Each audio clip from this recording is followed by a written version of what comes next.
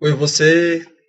Vou ler agora Liberte-se dos Seus Medos, a chave para uma vida de sucesso, do autor Napoleon Hill. Capítulo 3.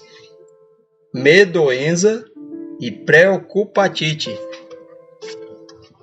O medo derrota mais pessoas do que qualquer outra coisa no mundo. A habilidade de esvaziar essa força pode significar, e comumente significa, a diferença entre sucesso e fracasso, felicidade e miséria. Medoenza, assim chamado por Hill em Quem Pensa Enriquece, é um vírus fatal para o sucesso. Ele se multiplica dentro de um indivíduo e destrói seus órgãos da criatividade e do trabalho. Seu efeito tóxico não está preso dentro do hospedeiro. É extremamente contagioso, espalhando seu veneno de pessoa em pessoa. Uma vez nas garras do medo, pode ser extremamente difícil se libertar, porque requer identificar e desenraizar os equívocos que se entranharam no subconsciente do indivíduo e, no processo, o cobriram numa névoa geral de preocupação. Quando aqueles que se deparam com uma derrota temporária respondem com medo, os resultados podem ser bem desastrosos, especialmente quando a resposta é difundida. Para Hill, foi isso que exacerbou as consequências negativas da Grande Depressão. Como ele escreve em Quem Pensa Enriquece, o mundo todo teve ampla oportunidade, durante a recente depressão econômica, de testemunhar o que a falta de fé fará com os negócios. Ele continua: há evidência em abundância de que espalhar o medo paralisará as rodas da indústria e das transações. O medo pode triturar uma economia inteira até pará-la, destruindo a subsistência de milhões de pessoas e sua crença em si mesmas.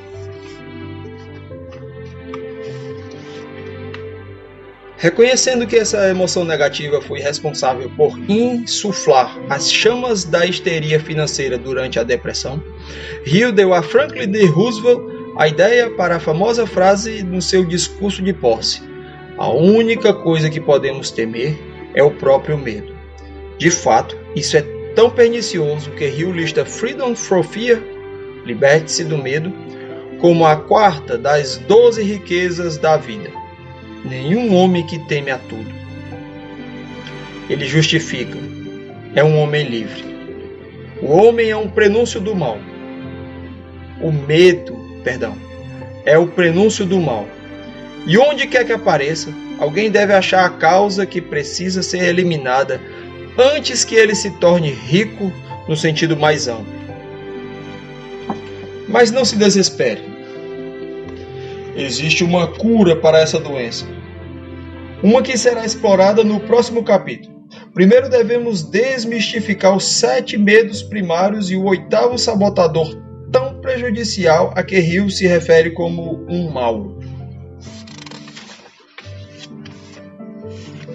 Quando a vulnerabilidade é perigosa. Escrevendo A Chave Mestra das Riquezas, Hill questiona: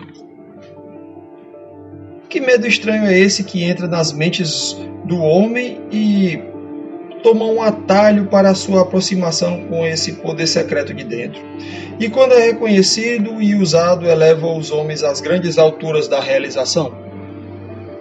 Como e por que a vasta maioria das pessoas do mundo se torna vítima de um ritmo hipnotizante que destrói sua capacidade de usar o poder secreto de suas próprias mentes? Como esse ritmo pode ser quebrado? Hill está se referindo aqui ao que ele chama de força cósmica do hábito. A força que trabalha tanto para o seu bem quanto para o seu mal, dependendo de como os pensamentos por ela replicados são construtivos ou destrutivos. Por causa do incrível poder do subconsciente para trabalhar a favor ou contra nós, materializando nossos pensamentos dominantes, quer seja voluntária ou involuntariamente, o grande mal que enfrentamos como humanos, algo mais perigoso que qualquer um dos 7 medos básicos. É nossa suscetibilidade para influências negativas. Para enfatizar a epígrafe que abre este capítulo, sem dúvida, a fraqueza mais comum dos seres humanos é o hábito de deixar a mente aberta para influências negativas das outras pessoas. Nossa vulnerabilidade para a negatividade e as ideias mal orientadas dos outros tem os mesmos resultados que a hipnose. Somos embalados em um estado de desamparo e comportamento autodestrutivo, quer seja em forma de inação ou de frenesi. Isso permite que pensamentos destrutivos se enraizem no subconsciente e trabalhem em conjunto com ele para que se tornem realidade. Para combater essa tendência prejudicial, você deve desenvolver sua reserva de força de vontade. Deve construir uma fortaleza em volta do seu subconsciente e filtrar qualquer mensagens destrutivas antes que elas criem raízes. Esse atalho é tremendamente difícil de perceber. Hill destaca porque a maioria das pessoas não está ciente de estar sob influência de outros, e quando elas reconhecem isso, costumam recusar-se a atacar o problema. Reconheça que você é mais suscetível a influências negativas que harmonizam com suas fraquezas. Por exemplo, se você já teme correr riscos, então será mais facilmente afetado por mensagens que mexem com esse medo. Saber disso sobre você mesmo pode ajudá-lo a lidar mais criticamente com mensagens que reforçam seu medo de correr riscos, testando sua veracidade antes de aceitá-las sem hesitação. Em segundo lugar, você deve evitar pessoas negativas e manter somente a companhia de indivíduos que o encorajem a pensar e agir por você mesmo. Como é sempre dito, há uma média de 5 pessoas com as quais você passa mais tempo. Por extensão, se passar a maior parte dos seus dias com pessoas que adotam a negatividade, são negativas e induzidas pela mídia a serem frenéticas, então você mesmo provavelmente se tornará um agente desse pânico. Por isso é crucial escolher cuidadosamente seu cônjuge. A suscetibilidade às influências negativas transfere o controle sobre nossa vida para as forças externas, reduzindo-nos a meros meios de propaganda. Quando ignorada, essa tendência nos amarra, obrigando-nos a ser prisioneiros do medo. Quando exposto, isso pode ser contido por um muro de imunidade na mente.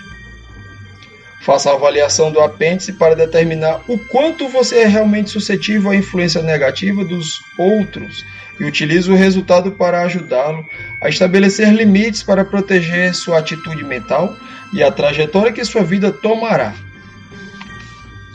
Os 7 fantasmas do medo. Cada ser humano tem a habilidade de controlar completamente a própria mente. Hill escreve em Quem Pensa Enriquece.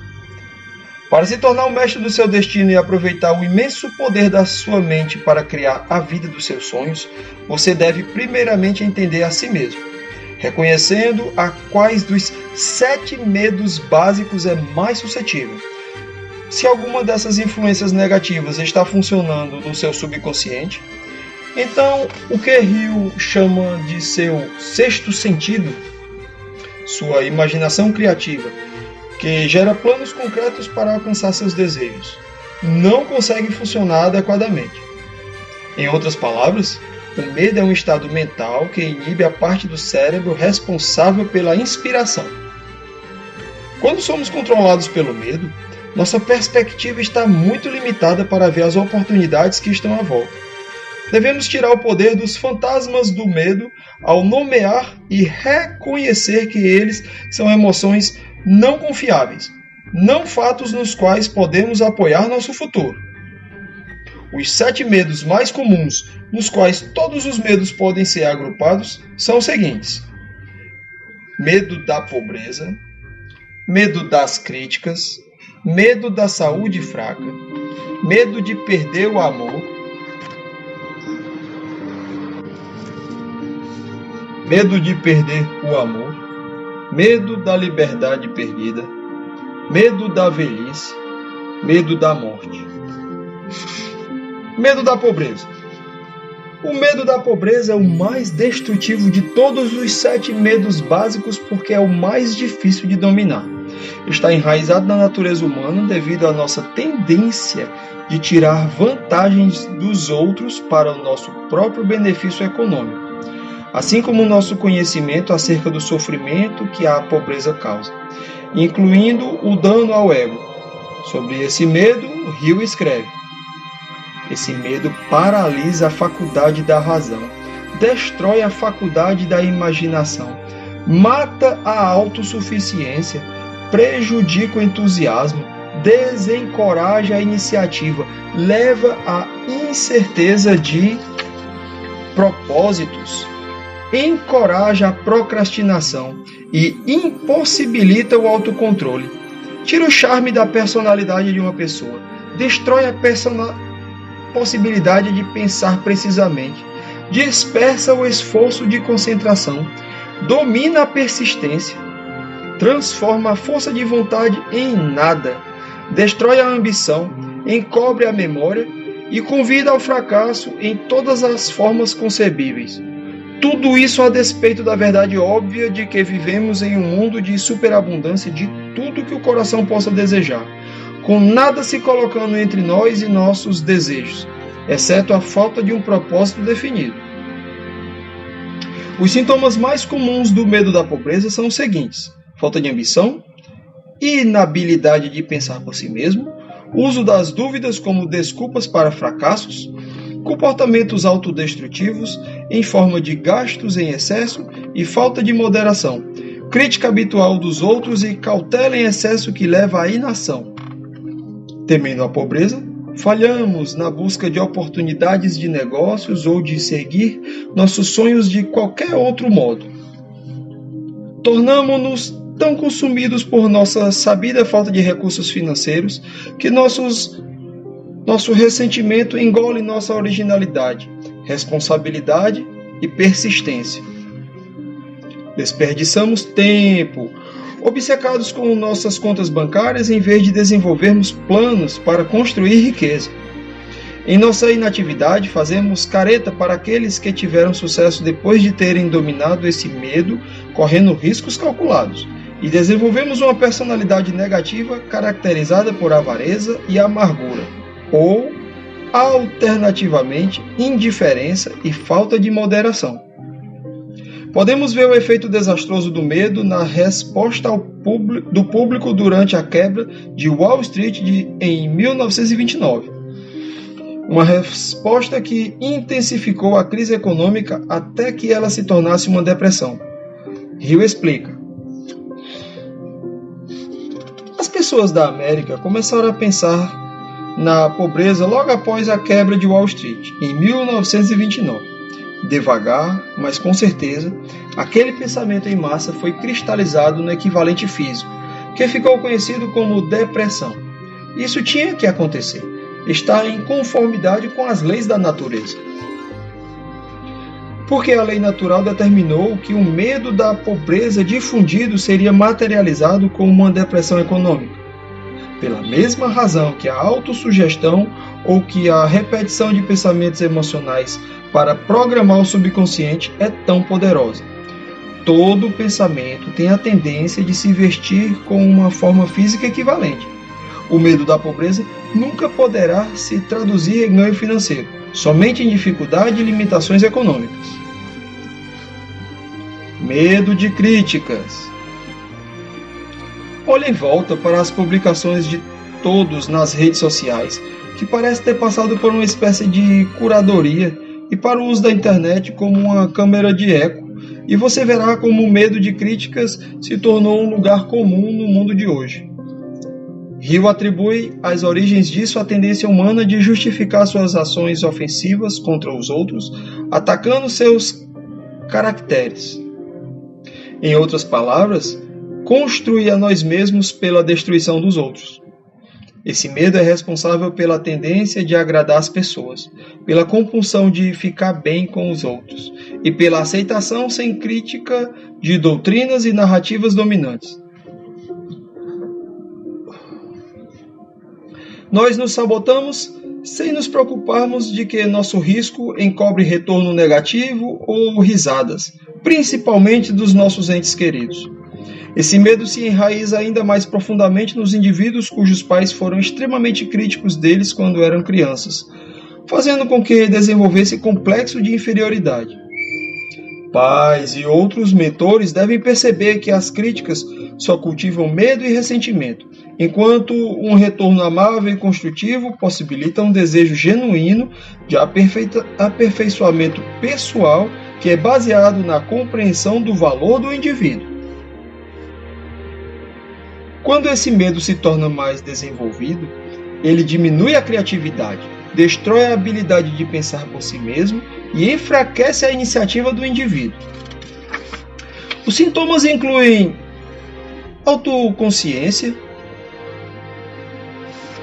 normalmente manifestada em dificuldade social e vergonha, indecisão, particularmente em forma de expressar uma posição firme em assuntos importantes. Senso de inferioridade, mascarado por elevada atenção à aparência pessoal. Extravagância, com a intenção de ficar bem com os outros. Falta de iniciativa, manifestando-se como procrastinação. E falta de ambição, resultando de uma preocupação de que qualquer movimento ousado trará críticas. Medo da saúde fraca. Esse medo, assim como o medo da velhice e o medo da morte, está sempre presente em certo nível, na medida em que os seres humanos não gostam de encarar a própria mortalidade e desenvolvem neuroses quando focam demais nisso. Porque nosso subconsciente trabalha na materialização dos impulsos dos nossos pensamentos, especialmente daqueles que estão emocionados. O medo de doença quase sempre produz um sintoma físico da doença temida. Os outros efeitos incluem os seguintes: vícios em modismos, de saúde, hipocondria, sistema imunológico enfraquecido, causado pela mente trabalhando para criar condições favoráveis para a doença. Autoindulgência, ou uso de uma doença percebida ou esperada como desculpa para o fracasso ou para a falta de ambição e de moderação, resultante de uma tentativa de usar álcool e de outros narcóticos como meios para combater os sintomas desagradáveis de uma doença, em vez de combater as causas da doença. Como temos visto, o medo da saúde fraca alcança proporções épicas durante tempos de pandemia, fazendo com que as pessoas vão em bando para lojas esvaziar as prateleiras de papel higiênico, desinfetantes de mãos e máscaras faciais. De acordo com a National Geographic, essa compra de pânico é uma resposta evolutiva com a intenção de induzir um senso de controle de sobrevivência do indivíduo. Aliás, pânico é, por sua própria definição, o medo que se transformou de construtivo em destrutivo, de controlado a frenético. O pânico de pandemias acontece em grande parte graças à mídia, que vê na disseminação das doenças uma oportunidade para gerar receita, ao alimentar o medo das pessoas. Rio reconheceu isso durante o surto da gripe espanhola em 1918. Durante a pandemia de gripe, que estourou durante a Guerra Mundial, o prefeito da cidade de Nova York tomou medidas drásticas para controlar o dano que as pessoas estavam causando a si mesmas devido ao medo inerente à saúde ruim. Ele convocou os jornalistas e disse-lhes: "Senhores, sinto ser necessário pedir a vocês que não publiquem manchetes assustadoras em relação à epidemia de gripe. A menos que vocês cooperem comigo, teremos uma situação que não poderemos controlar." Os jornais pararam de publicar histórias sobre a gripe e dentro de um mês a epidemia diminuiu com sucesso. Alimentando o público com histórias de terror atrás de histórias de terror, a mídia reduz as faculdades de discernimento dos espectadores até que eles se tornem totalmente dependentes e viciados nas notícias, numa corrida por doses de adrenalina e por justificativa para seu estado de indolência. Essas mensagens causam um curto-circuito no cérebro, porque, quando enfatizando profundas incertezas, o cérebro se protege implementando as influências disponíveis. Ele se recupera e apoia nas informações mais acessíveis, que são as mensagens recorrentes que vemos nas manchetes. Por causa disso, as pessoas fazem bem ao limitar a quantidade de notícias que consomem durante os tempos de pandemia, para que não deixem o medo de doenças afetar sua saúde mental e a sua habilidade de seguir com as suas atividades diárias, incluindo as ações que devem manter para alcançar seu objetivo principal. Medo de perder o amor. Quando nos apaixonamos, esse amor costuma ser acompanhado do medo de perdermos aquela pessoa, seja pela morte, seja para outra pessoa. De várias formas, esse medo pode ser o mais debilitante, já que pode alterar completamente nossa percepção da realidade, mudando como compreendemos as informações sensoriais e impactando nossa saúde mental. Os sintomas mais comuns incluem ciúmes, ou suspeitas constantes e imerecidas, procura de falhas, atenção supercrítica direcionada a todos, não só a seu parceiro romântico, extravagância, usada para comprar o amor, e adultério, ou traição do parceiro pelo medo de que ele ou ela seja infiel primeiro. Aqueles que acabam sendo presas desse medo quase sempre acabam fazendo com que ele realmente ocorra, porque ele envenena o relacionamento, afastando o ente querido deles. Medo de perder a liberdade. Os seres humanos valorizam tanto a sua independência que qualquer ameaça à sua liberdade provoca uma dramática resposta de brigar ou fugir. Temendo que nossos direitos individuais sejam violados, criamos discórdia entre nós mesmos e com outros que tenham opiniões políticas diferentes da nossa. Tratamos qualquer opinião discordante como se fosse ataques pessoais ao nosso próprio ser. Falhamos em aproveitar as chances nos negócios e em nossas vidas por causa da preocupação de perder nossa independência econômica. Evitamos os assuntos de deficiência ou velhice, por medo de pensar em uma vida sem uma completa independência física. Esse medo infecta nosso relacionamento profissional com nossos superiores, porque permite que o ressentimento nos machuque quando nos sentimos como se não tivéssemos voz. Por fim, esse medo nos faz internalizar as suspeitas de que qualquer pessoa de fora tenta nos controlar de alguma forma. E, fazendo isso, damos o controle a elas, construindo muros em torno de nós mesmos. Perdemos oportunidades que poderiam vir por meio de colaboração, compromisso e enfrentamento de riscos calculados. Sintomas comuns desse medo incluem preconceitos, dogmatismo ou visões estreitas criadas para a nossa visão do mundo, acumulação, paranoia, comportamento controlador, observar rotinas rígidas para tomar controle da vida dos outros, apatia, ou deixar de desenvolver qualquer plano definitivo por medo de suas consequências econômicas, e isolamento social, resultante da falta de desejo ou da inabilidade de colaborar com os outros. Medo da velhice.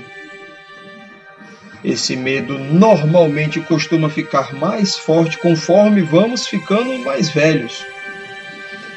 Ele deriva de uma associação da pobreza com a velhice e a preocupação com o que está por vir após a morte.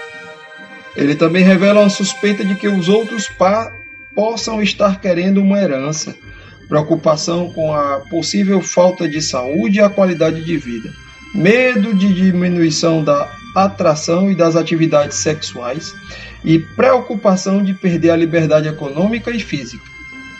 Suas manifestações mais evidentes podem ser vistas numa crise de meia-idade ou num surgimento repentino de imaturidade durante a meia-idade, que resulta do medo de ter perdido seus melhores anos, em um complexo de inferioridade ou em pensar que se tem menos valor do que os outros por causa da idade, e na tendência de se acomodar porque o indivíduo sente que está muito tarde para agir por seus sonhos.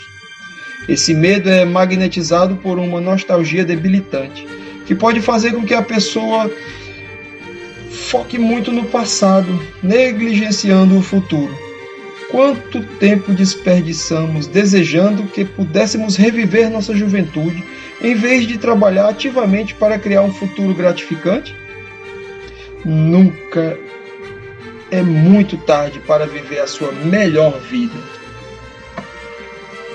Medo da morte. O medo da morte normalmente vem não do medo de morrer, mas de um medo do que é a vida após a morte, ou a falta dela, dependendo de suas crenças. Pode significar visões do fogo do inferno, ou do nada fazem com que o ser humano reprima o pensamento acerca da morte. Aqueles que se transformam em presas desse medo sofrem por possíveis ameaças à sua sobrevivência, ao ponto de terem medo de viver e de acabarem desperdiçando suas vidas. Os sintomas comuns incluem inação ou indecisões resultantes de um foco na morte, acumulação ou um medo da pobreza e de deixar suas famílias sem recursos, que se manifesta em forma de acumulação obsessiva de bens materiais, e fanatismo religioso, ou se deixar levar por doutrinas de religiões extremistas para se sentir melhor para a morte. Hill afirma que o medo da morte, se canalizado corretamente, pode ser bastante produtivo. Se o indivíduo conseguir aceitar a morte como uma realidade, o pensamento pode deixar sua mente para que ele possa focar em servir aos outros e atingir seu objetivo principal definido. Para Hill, a morte não é algo a se temer, pois é só mais uma ocorrência do que ele mencionou como transmutação ou transferência de energia de um objeto, animado ou não, para outro. Segundo as leis da natureza, a morte não é passar para o nada, já que a energia não pode ser criada nem destruída, mas é simplesmente uma transmissão para outro estado. Essas 7 forças intangíveis que existem somente na mente causam mais estrago para a humanidade do que qualquer inimigo real, mas está totalmente no controle do indivíduo ajustar sua mente removendo estes medos ou, alternativamente, usá-los para direcioná-lo ao sucesso e aceitar somente os impulsos construtivos do pensamento. A infecção secundária da preocupatite. Quando a pandemia da medoenza se espalhou, o resultado é uma condição secundária conhecida como preocupatite. Ela ocorre quando o medo está tão entranhado no subconsciente de uma pessoa que desestabiliza sua mente, fazendo com que ela se sinta desamparada e incapaz de tomar decisões. Ela destrói a autoconfiança e reduz a habilidade do indivíduo de agir por seus sonhos. Como Hill explica em Quem Pensa Enriquece, a preocupação produz 4 resultados negativos. Número 1. Espalha o medo para outros. Número 2. Paralisa as faculdades criativas e críticas. Número 3. Enraiza o medo no subconsciente da pessoa, o qual trabalha para produzir seu equivalente físico. E número 4. Cria uma personalidade negativa e desagradável. Mas já que trouxemos para as nossas vidas o assunto de dominar nossos pensamentos, a preocupação tem a tendência de transformar nossos medos em realidade. Com isso em mente e com um desejo de viver no presente, sem as amarras dos fantasmas do medo, vamos explorar, a seguir, a cura para essas doenças terríveis. Reivindique sua coragem. Complete o questionário de análise disponível no apêndice. Baseado no resultado, o quanto você é suscetível a influências negativas dos outros. Como você ajustará seu comportamento diário para melhor se proteger dessas influências? Como erguerá os muros em volta do seu subconsciente para garantir que os impulsos dos pensamentos negativos possam ser identificados e filtrados por sua mente conscientes antes que se enraizem na sua estrutura mental? Agradeço por ter ouvido até aqui. Tchau, até o próximo capítulo.